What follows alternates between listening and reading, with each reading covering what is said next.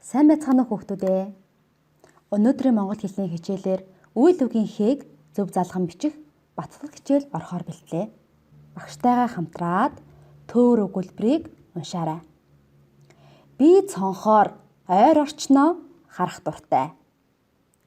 Харах нь халдвар тараах эрсдэлтэй амьтан юм. Хичээл орох хонх дуугарлаа. Бид өвөөгийндөө хонох болов. Дүү нартайгаа шагаан насалж байтал онх буув. Сур харвах тэмцээнээр багш намайг чи заавал байг онох хэрэгтэй гэж хэлв. Сургуулийн чанх урд богдуул байдаг. Эмээ сүйтэй цай чанах дуртай. За энэ ихээс дэлгэцний доор байрлах үгнүүдийг сонгож авъя.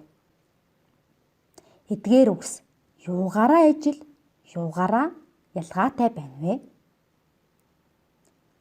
За багштайгаа хамтраад уншиж үзье. Харах, харах. Хонх, хонох, онх, онох, чанх, чанах. За одоо эхний хоёр өгүүлбэрийг сонгоод авъя.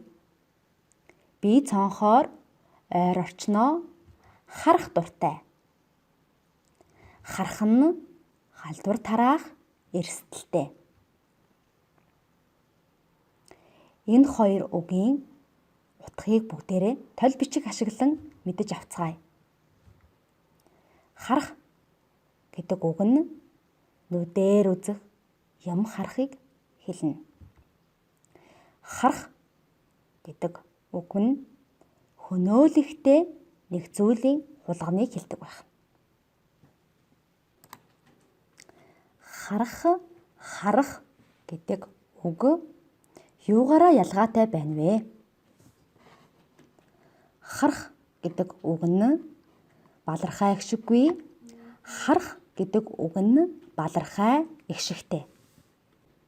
Энэ хоёр үг нь дуудлага ойролцоо боловч утгын хувьд ялгаатай. Мөн бичгэд ялгаатай байна. Өмнө нь бидний сонгож авсан үгсийг харцгаая. Эхний баганд байрлах үгс нь ямиг нэрлсэн үг.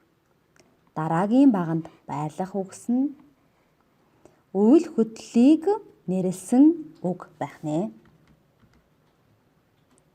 Харах, хонох, онох, чанах эдгээр үгс үйл хөдлөл нэрлсэн үг болох нь төөр өгүүлбэрээс харагдаж байна.